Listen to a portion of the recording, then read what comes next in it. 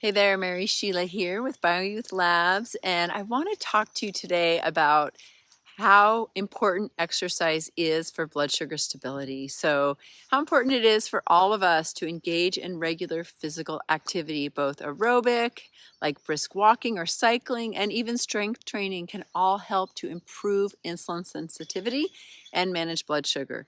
And remember, blood sugar is foundational. It's part of our hormonal system. It's foundational for mood, sleep, energy, nutrition, nourishment. I mean, it's just so foundational. It's one of my passions in my practice.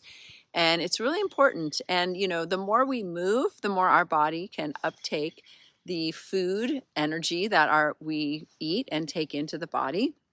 So exercise can have a profound impact on blood sugar levels and on weight loss. Different types of exercise can affect blood sugar and weight loss in various ways. So I'll share some of these relationships and some of the details so that you can feel inspired to move your body. And I'll just also simply say, it's one thing that you can do, especially around blood sugar and exercise, is when you eat a meal, if you could say, okay, let's say you have a half an hour lunch break, if you can do 20 minutes of meal time, so you're eating mindfully and slowly, and then 10 minutes of movement, like eat a meal and go for a walk. It does not have to be like, a full-on fast walk, and can be a slower, more, it can be whatever kind of walk you feel like you can do. That is going to help you to lower your blood sugar post-meal, and that's going to be good. That's going to help you lower your A1C, all kinds of things. Super important, and that's a really easy thing, maybe not for everybody, but for a lot of us, that we can do.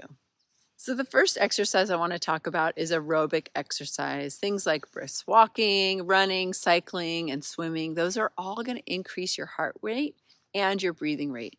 These activities specifically burn glucose for energy, which can lower blood sugar levels during and after exercise. And when we do and practice regular aerobic exercise, we can improve insulin sensitivity, making it easier for cells to take up glucose. It can also lead to better blood sugar control in the long term. The next exercise I'd like to talk about is strength training or resistance exercise. Resistance exercise such as weightlifting, body weight exercise, and resistance bands primarily target muscle development. These exercises may lead to a temporary increase in blood sugar during the activity because the muscles are going to use glucose for energy. However, over time, they can improve insulin sensitivity and reduce blood sugar levels, which is so awesome.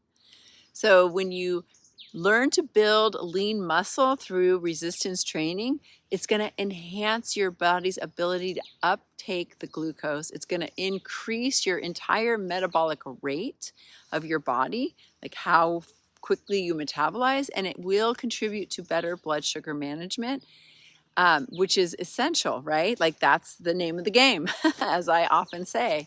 So the next activity I want to talk about is high intensity interval training, often called HIIT, HIIT.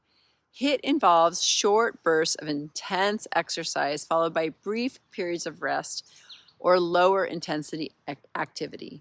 HIIT can cause a significant spike in blood sugar during the high intensity intervals, but then it's also been shown to improve insulin sensitivity and lower blood sugar levels in the hours following the exercise.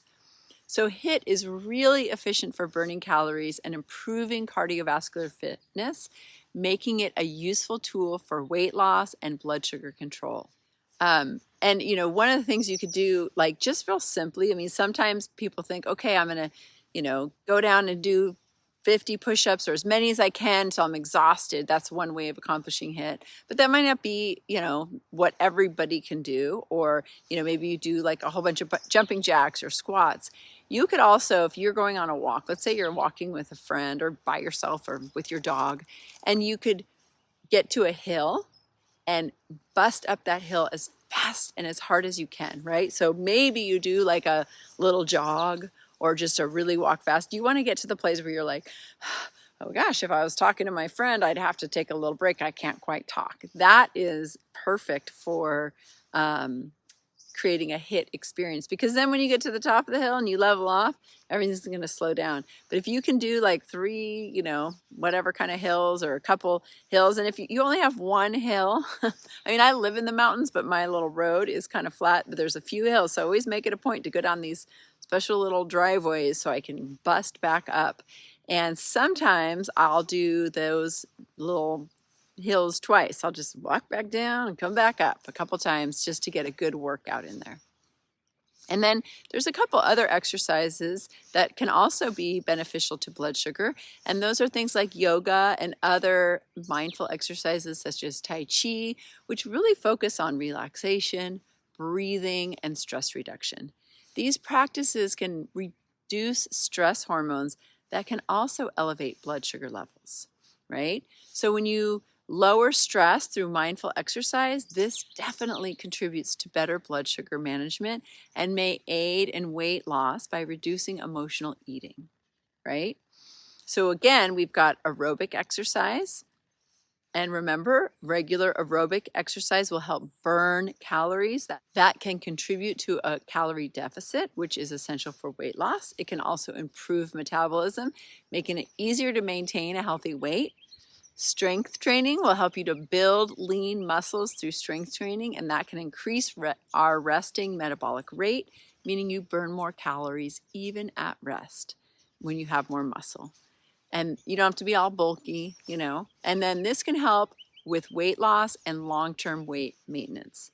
And we have the HIIT training, the high intensity interval training, that can provide efficient calorie burning and boost the metabolism, making it effective for weight loss. Additionally, it can help control appetite and reduce body fat. Yoga and mindful exercise, while these activities may not burn as many calories as some high-intensity exercises, they do promote mindfulness and reduce emotional eating, which can support weight loss.